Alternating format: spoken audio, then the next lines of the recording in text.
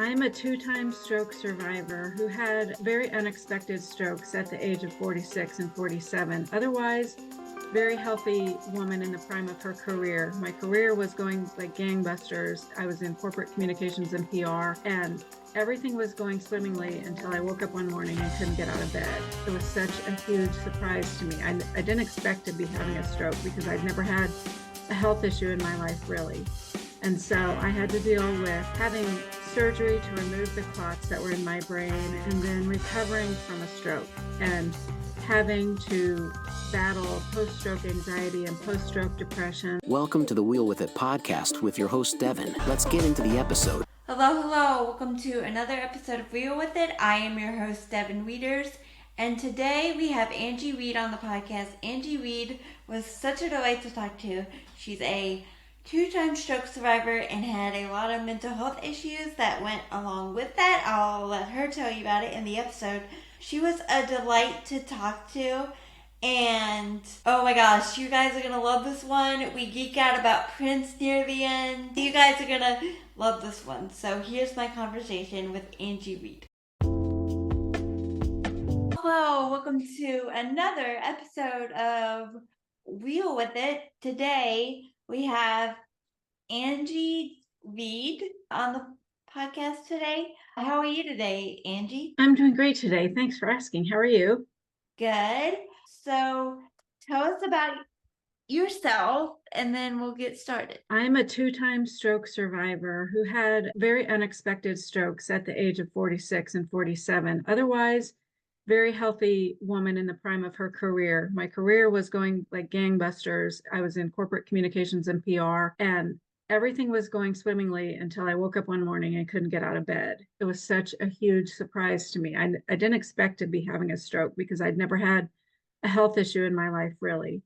And so I had to deal with having surgery to remove the clots that were in my brain and then recovering from a stroke and having to battle post-stroke anxiety and post-stroke depression, which are two very common conditions among stroke survivors.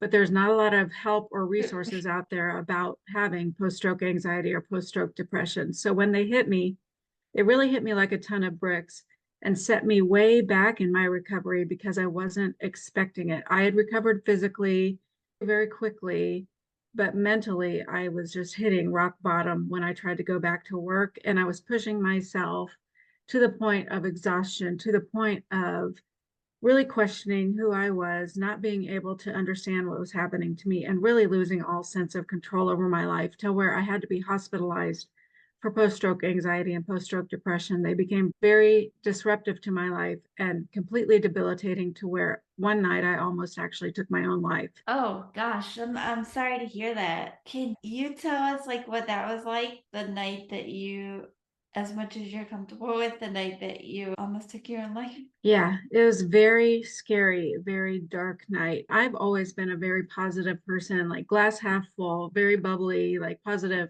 happy personality. And once I had my stroke, it's all of that vanished and something changed in my brain. My brain was no longer the same. And the night that I considered taking my life, I really was in so much pain, physical pain, mental pain, and anguish. And I didn't know how to stop it. I didn't know really what was next for me, if anything, because I felt like this was going to be my life from then on.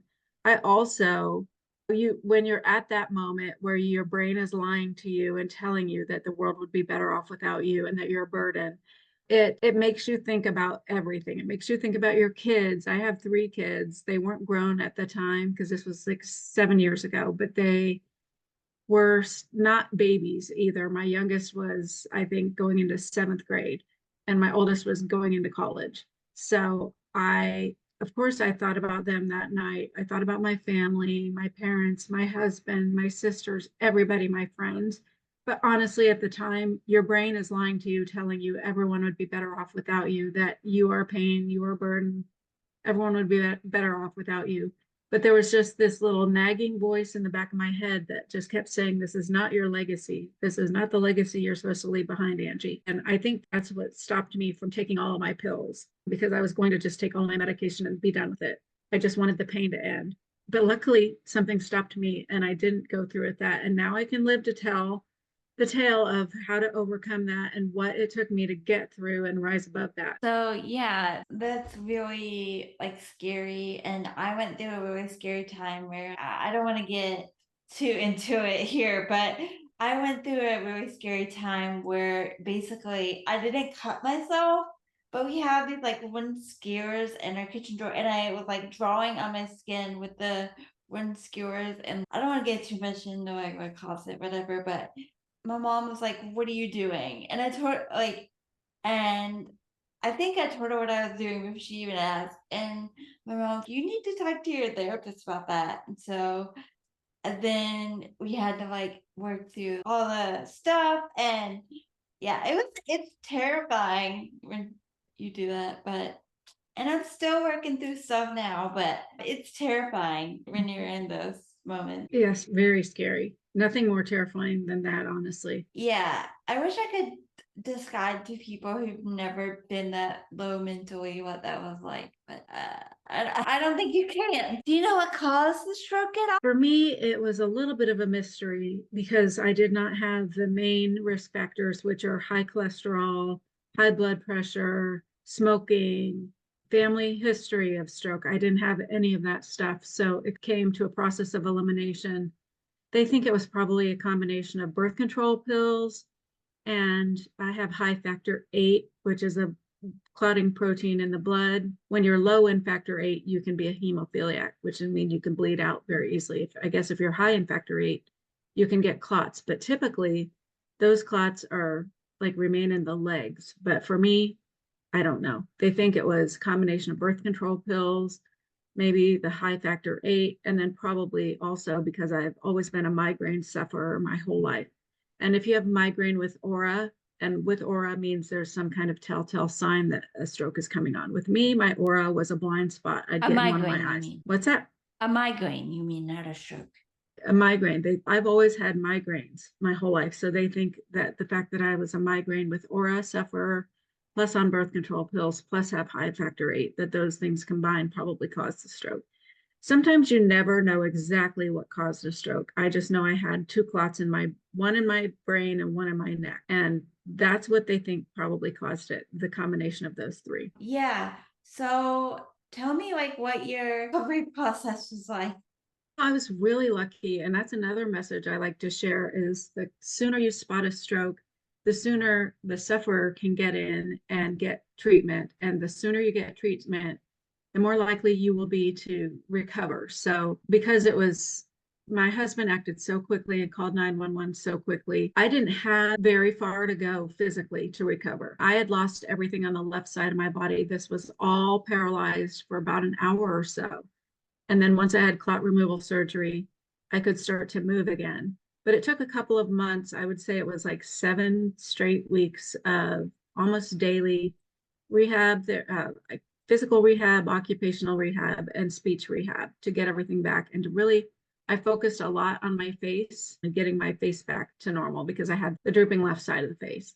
So for So those that of us who haven't been in it since we were 6 months and whatever old, and that haven't been in it at all, tell the audience. I know I do well, but tell the audience what we have is for me, and it was outpatient rehab, so I wasn't inpatient in the hospital, but a lot of people after stroke have to be inpatient for rehab at the hospital.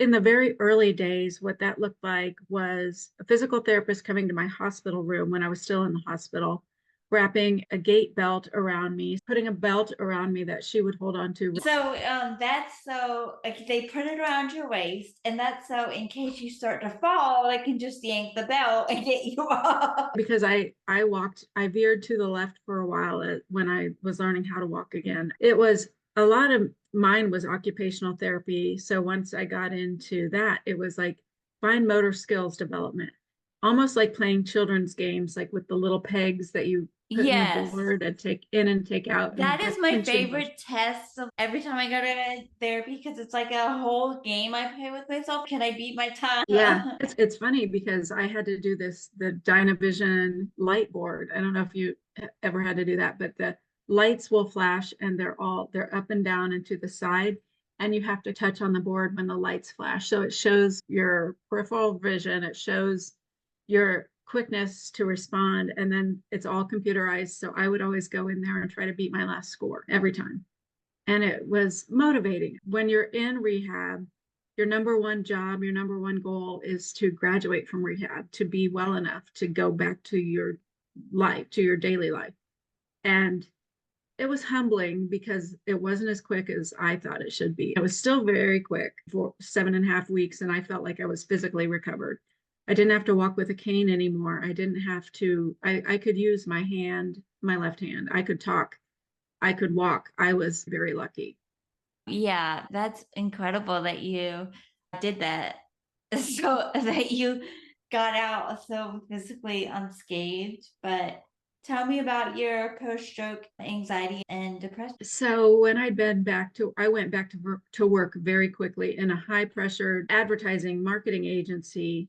And I was expected to immediately jump back in and be at 100%. I didn't look like I'd had a stroke. So it was hard for me to even recognize that I'd had a stroke. It's okay, I'm back to work, time to be back to 100% Angie and kick ass, at what I did in my career, because I did pride myself a lot on my success in my career. In fact, right before my stroke, I had just written my first book and sent it off to the publisher. It was called Marketing to Gen Z. And when I got back from having the stroke, the book had come back from the publisher with some minor edits that they wanted me to make. And then I had to go back and proof a bunch of things through the book and make sure all the footnotes and endnotes were correct. And honestly, it was because I was starting to have anxiety and depression and didn't know it at the time. I was unable to really concentrate on the book and really focus in on the changes that need to be made. And like even the words on the page would sometimes become jumbled, and I blamed it on the stroke. I thought I had irreversible like brain damage and something was wrong with my brain.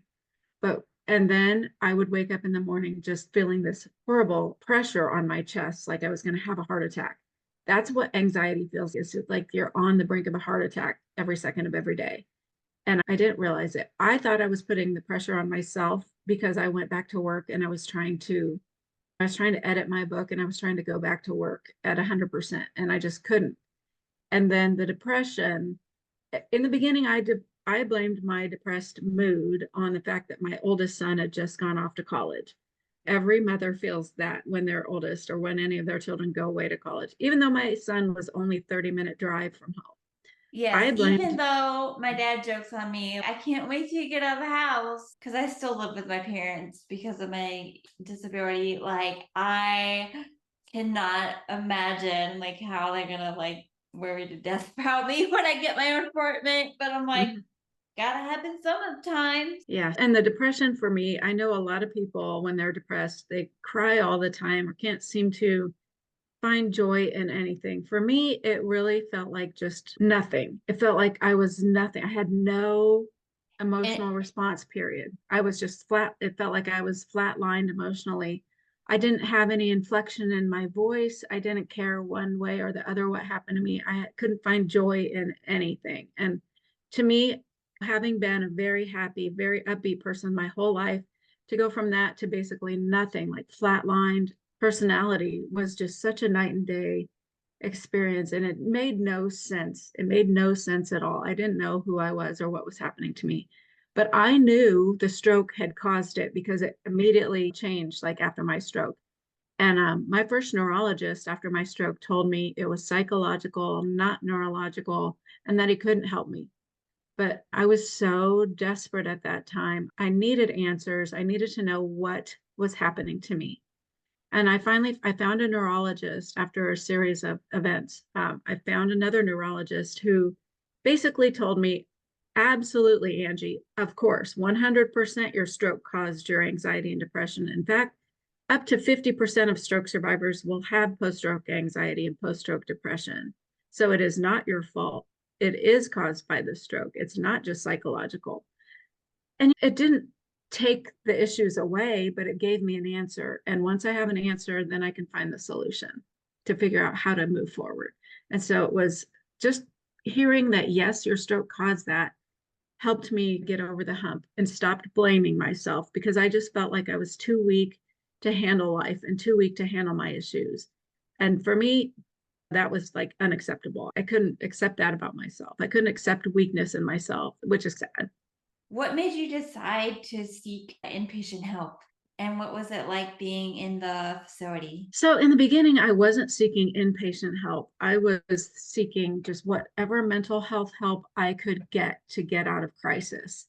My psychiatrist recommended I go in and be evaluated for a potential intensive outpatient program. It's called IOP, and most mental health facilities or therapists will recommend or have IOPs that they offer to patients. So I went in one day to be evaluated, and apparently I flunked the evaluation, said we need to admit you right away, because I was in crisis mode. When you're in crisis mode, meaning you are suicidal, you have thought about it, you have a plan for it, they have to take immediate action. So they admitted me. At the time, I thought, because I wasn't sleeping and I wasn't eating, which were also two byproducts of my stroke, horrible insomnia, and just nothing tasted right. And I thought those two things were what were causing my anxiety and depression, especially when you can't sleep at all. That's a form of torture.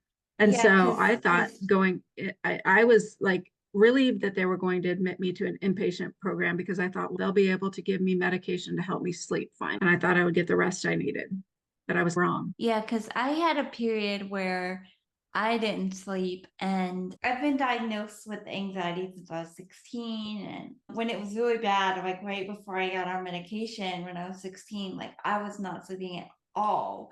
And then that made it worse. Yeah. Oh, I'll get on some medication, get some sleep, it'll be over. And no. Yeah. Medication. I ended up finally getting medication to help me sleep, but it wasn't in inpatient. It wasn't when I was in inpatient. They started prescribing things, but nothing could really knock out my insomnia right away. And that's what I was seeking most. I just wanted to sleep. I just wanted to sleep away the pain. Luckily, Yeah. we found a medicine like first shot that works for my insomnia, and it's an as needed medication. And I literally haven't taken it in years. And even when I do need something to sleep, I prefer Benadryl because that other medication gives you crazy headaches. I'm like, I don't feel like dealing with all that. But yeah, so it was. How was your first full night's sleep? It was glorious. I think my first full night's sleep, I slept 12 hours and I thought, oh my God, I'm a new person. I felt like a brand new person. I remember that morning waking up going, oh my God, sleep. Thank God Yeah, I like I finally got felt some like sleep. I was like I felt a newborn baby, like having just come out of my mother's womb or something. It was so good. It was like Yeah, there's nothing better than a great night's sleep, especially when you've had insomnia for months. And it's just, there was nothing like it. I could barely explain it. It was so awesome. yeah. And what was it like being in the facility? What kind of things did they do? Yeah, and I didn't have the best experience. I don't want to put anybody off of it, because most of the people that are in inpatient facilities need to be there. It's crisis mitigation. But being inpatient at a mental health facility is not meant to cure you. You're not going to leave there having all the answers, being completely cured of your issues. It's really to get you through the crisis, to get you through the immediate crisis, and then to try to set you up for success once you leave. So they try to help you find like a psychiatrist or a therapist that you can meet with regularly. They try to make sure you're set up with any medications you might need. And then most of them try to transition you into their intensive outpatient program so that they see you at least 3 days a week with some pretty intensive therapy. I ended up doing a different intensive outpatient therapy program. My sisters had done a bunch of research and found this place in town that they thought I would like. And they were right. It was fantastic for me. I really wanted to get away from the hospital setting or the mental facility setting and be in more of just like a therapist's office for something. I didn't like feeling like I was a mental patient. And I think I struggled with some of the stigma that's included in it. But now I tell everyone, yes, I will probably need psych meds for the rest of my life, and that's okay. I don't care. I will take them gladly if they keep me from having mental health issues again, because there's nothing worse. There's nothing worse. Do you mind me asking what you're on, and we can cut it out of the pod if you're not comfortable. I'm happy to tell you, I just want any of your listeners to realize that every medication, you will respond differently to every medication, and it has to be prescribed by your psychiatrist in conjunction with working through what your issues are. Mine, it took Remeron, which is the generic is called mirtazapine. It's also a medication that helps you sleep and helps you eat, because at the time I wasn't eating and sleeping when he first prescribed that to me. And then it backfired because it worked so well that I started sleeping so well. And then I started eating everything in sight. And I ended up gaining like 80 pounds. It was horrible. I lost that eventually, or have been losing that. I'm not going on that again, because when I gain weight, I can't lose it because I don't move Yeah. around as much. So I'm Yeah, it's like, hard. It's hard. And then I'm also on trazodone. And so that's for sleep and depression.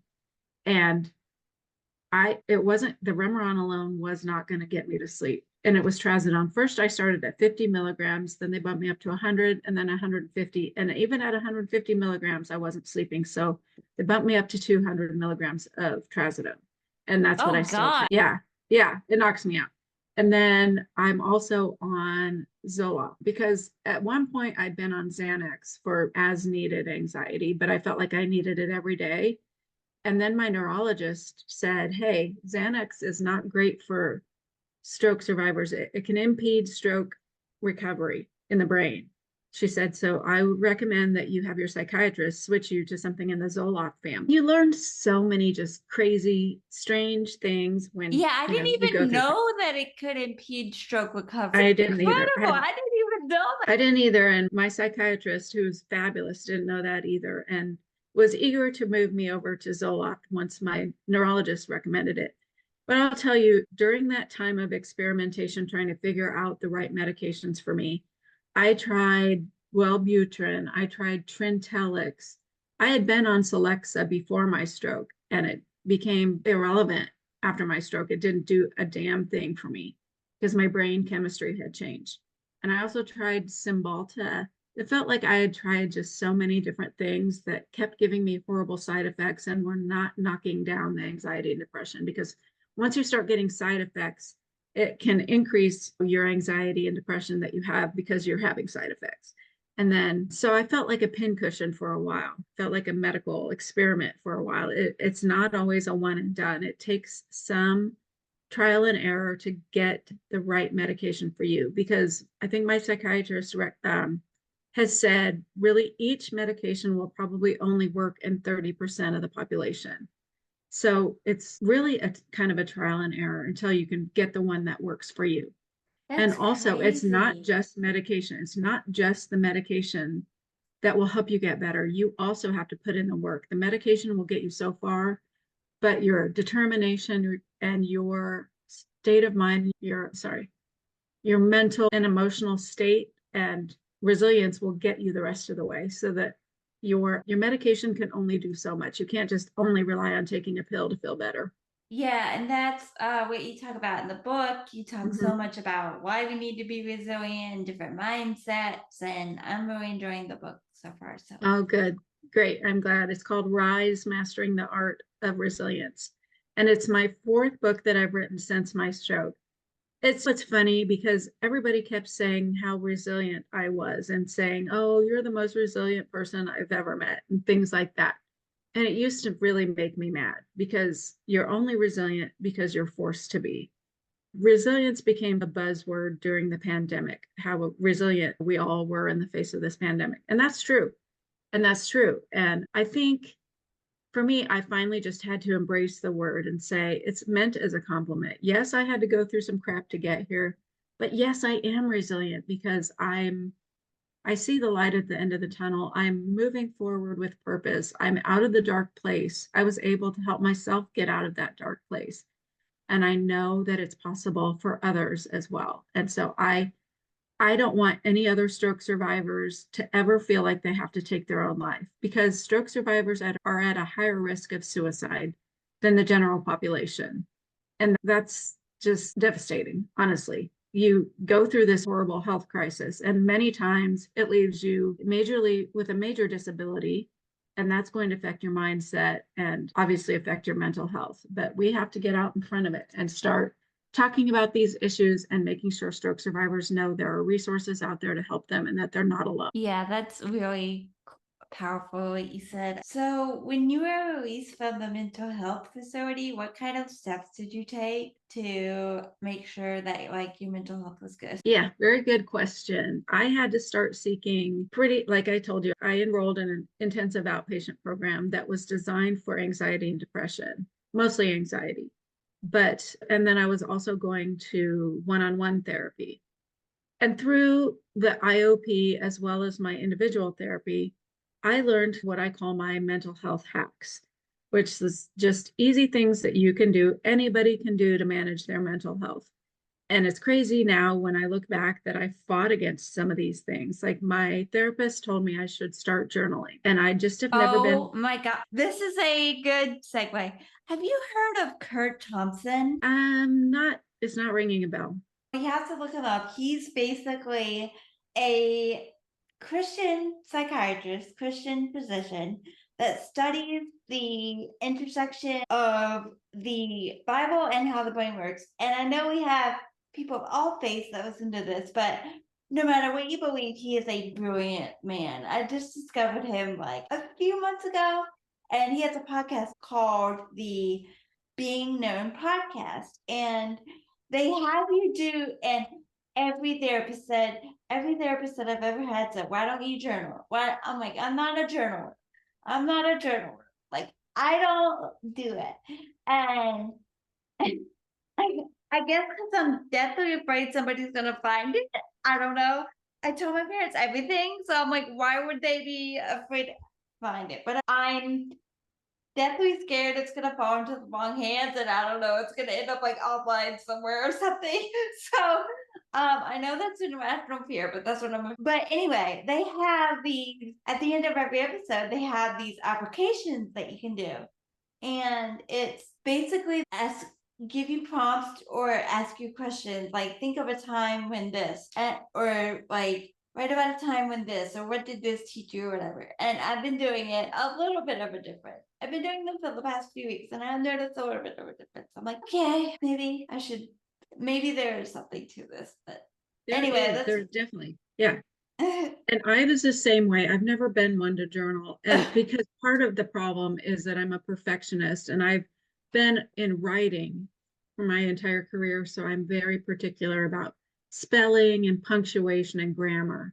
And when I just freestyle write, sometimes I'm like, I didn't say that. And I self-edit and I get very judgmental of myself and how I'm writing my thoughts. But I don't just freestyle write. I like that you have these prompts that you're talking about, the prompts that get you going, that get you thinking.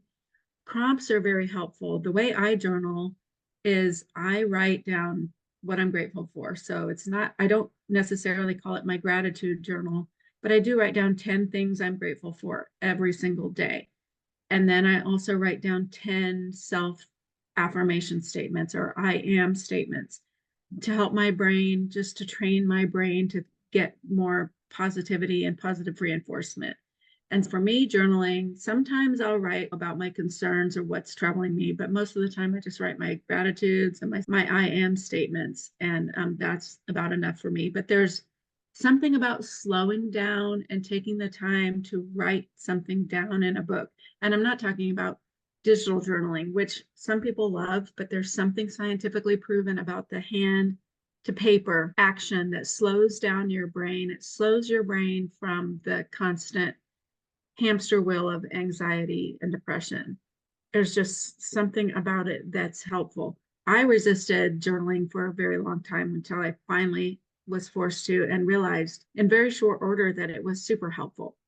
And that as long as I don't judge myself, as long as I'm not self-editing. So now I have to make it so that I don't edit myself. I can't go back and cross out words and stop, just get it written, don't get it right. Just get it out of your head. That's the whole point. Get it out of your head onto paper. And don't think about somebody else reading it.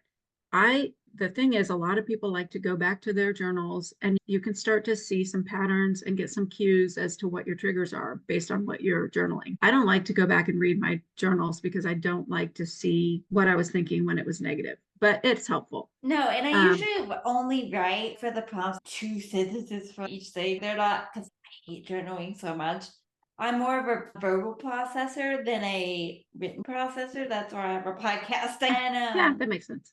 And so I was like going back and reading an old one, and there was nothing like earth. I'd be fine with anybody reading that. There was something like earth shattering, but oh my god, what was I doing? Like, it's Yeah. And then a couple of the other ones that I learned ways to manage my own mental health or exercise for sure, getting out and getting as much exercise as you're able to do. Some people after a stroke are not able to do a lot of physical exercise, but anything that you can do to move your body is important. Also, getting outside, fresh air and sunshine are nature's medicine, really are, and grounding. Put your bare feet in the sand or put your bare feet in the grass.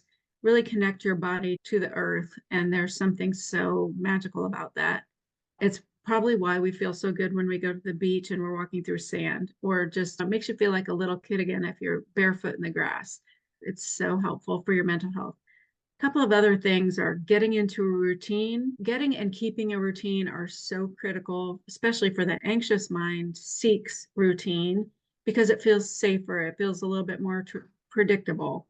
If you stick to your routine, less is for grabs, less is questionable during your day.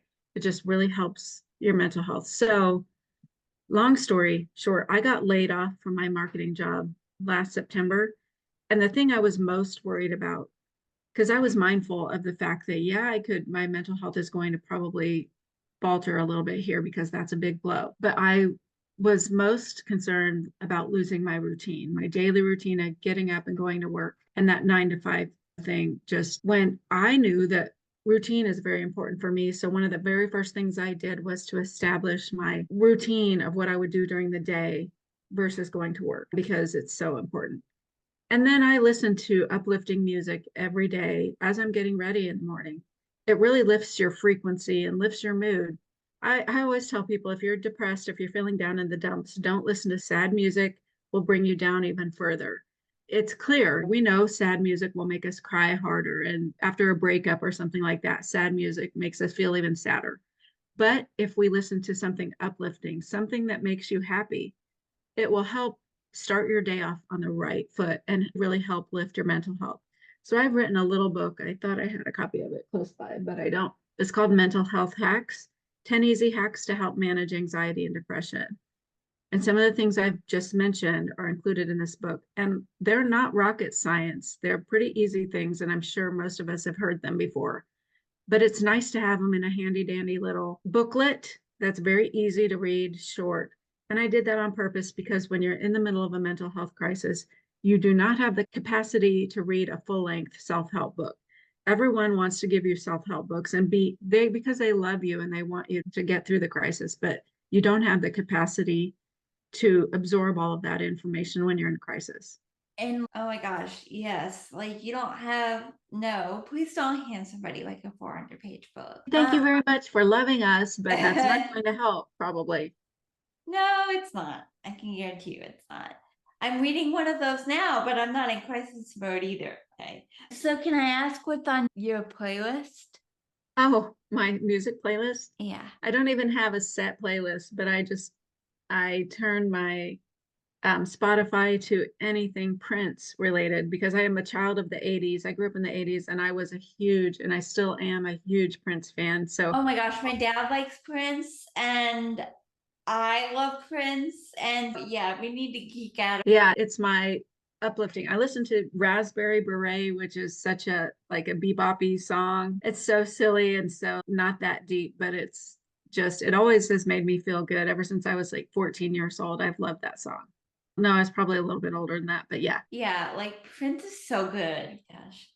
I'm He a is. music and entertainment buff. I want to be in the industry, obviously, and or at least do it as a side hustle. And Prince is just Prince. There's no other Prince. I have never cried over a celebrity death until Prince, before or after him. But I had a big bawling session at work the day that I found out he died. And it's still a day that like comes around once a year, the anniversary of it, and it still always makes me so sad. Actually, it's so funny. it's the 40th anniversary of Purple Rain this year. And the Revolution, so Prince's band, the Revolution, are getting back together to celebrate the 40th anniversary of Purple Rain. And they're performing at First Avenue in Minneapolis, the place where Prince and the Revolution got their start and where Purple Rain was, where all the concert scenes in Purple That Rain are. is incredible. And Oh I my got gosh. tickets. I got What? tickets. Yes, I'm going. It's next Oh month. I'm my going. God. Okay, you have to send like me. I will give you you have my email, right? You have to Yeah. like email me pictures. I can give you my number. You have to like everything you're comfortable showing me from that. I want to see. That is crazy. Yes, absolutely. I'm happy to share. It's going to be, I can't wait. I just cannot wait. Cannot wait. It won't be the same without Prince headlining or frontlining, but, and I hope they don't bring in somebody else to try to sing Prince's parts because nobody could ever compare. But I think it's just going to be an amazing concert. Do you know who's gonna be like? Is there gonna be a lead singer, or is it just gonna be instrumentals? Or Yeah, I don't know. I haven't dug too deep into it. I know Wendy and Lisa are going to be, they're part of the band. So it's all the original, I think all the original band members from the Revolution. And a lot of them sang backups. So I think they can probably still sing the songs without Prince and still perform without him. He'll desperately be missed, but I don't follow Prince as much as I do modern artists, obviously. So I don't know like all of his songs. I only know some of his songs, like Little Red Corvette, Baby I'm a Star, and all those songs. yeah, And I don't know all the members of the band, but that sounds amazing. I couldn't pass up the chance. I couldn't pass it up. Had to do it. So worth whatever those tickets cost. So worth it. So on that note, is there anything else that you want to add before we get off? Is there anything else I want to talk about? Is that what you Yeah. said? Is there anything else you want to talk about? Since I got laid off last September, I've really been focusing on helping other stroke survivors, mostly female stroke survivors, recover and move forward with confidence Yes, because tell us about that. I'm sorry. yeah, Tell us about that. so I lost all confidence in myself after my stroke. I thought there's no way I'll be able to work again. There's no way I'll be successful again. And my brain just doesn't work the same. And so I'm damaged. And I don't know. I had no confidence, especially because I went through so much mental health turmoil and I lost all my confidence. And going back to work was hard. Going back to work, I was able to do it, but I just didn't find the fulfillment in it. And it was just not giving me this fulfillment that I used to get out of my career before the stroke. So when I got laid off, I took that as a sign that it's time for me to do something else. It's time for me to use my voice and really help as many other stroke survivors as I can. So I have been writing my books. I think I may be finished with writing books after Rise, but I never say never. But what I've decided to do, I've put my time and effort into becoming a certified life coach so that I can coach other stroke survivors, especially female stroke survivors, through the confidence crisis and the identity crisis that comes along with losing your career and losing who you are in the prime of your life because you had a stroke. And there's no reason why our strokes need to sideline us or rob us of our confidence. And so I've started Legacy Life Coaching, which is coaching primarily, like I said, primarily for female stroke survivors to help them recover their confidence and move forward with purpose. That's the other thing is I didn't know what my purpose was after my stroke. I felt like I didn't have a purpose, and finding a new purpose is not something that just happens overnight. It's what's that passion within you that's going to keep you moving forward and keep you motivated. And it took a very long time for me to find that, probably several years. But really, it was getting laid off from my marketing position back in September. That was the aha moment for me that, all right, something is not in alignment in my life right now. So this is a sign from God that I need to do something different. And I've been doing that. And I love that I'm able to help other stroke survivors get through this because they're not alone. And I wish I'd had a guide. I would have paid, I don't know what I would have paid, but it would have been a lot of money to have somebody help me through those dark days. I didn't know where to go for help. I didn't know who to reach out to. There just weren't as many resources, and there still aren't enough resources. But I'm trying to be one of those resources at least, so stroke survivors know they're not alone. Yeah, and that's so cool. And where can people find out about that? So the website is legacy.com, and it's forher.com, legacycoachingforher.com. And we will put all those links in the show notes so you guys can get to them. And where can people follow you on social media and do all that stuff? And we'll have those links in the show notes as well. Yeah, I'm not active on Instagram. I know I should be. I just haven't gotten there yet. I feel like I'm overwhelmed trying to keep up with Facebook, LinkedIn, and YouTube, but I have channels on all three. I actually also have a private Facebook group just for female stroke survivors, but that's not where I'll send people. But if you do know a stroke survivor, especially a female stroke survivor, I would love to invite her to my private Facebook group because we talk about the challenges that we're all having and struggling with. And it's just a great community. We keep it very positive and upbeat so that we don't go down a rabbit hole of despair, because that's easy to do on your own. You don't need a group to help you do that. Yeah, so that is cool. We will have all those links in the show notes. And thank you so much for being here. And we will see you guys next episode. Bye, guys. Bye. Thank you. Thank you for joining us. We hope you enjoyed the show. Remember to follow the show and our guests on social media and subscribe. Be sure to hit the bell so you'll get notified when we upload new episodes. See you next time.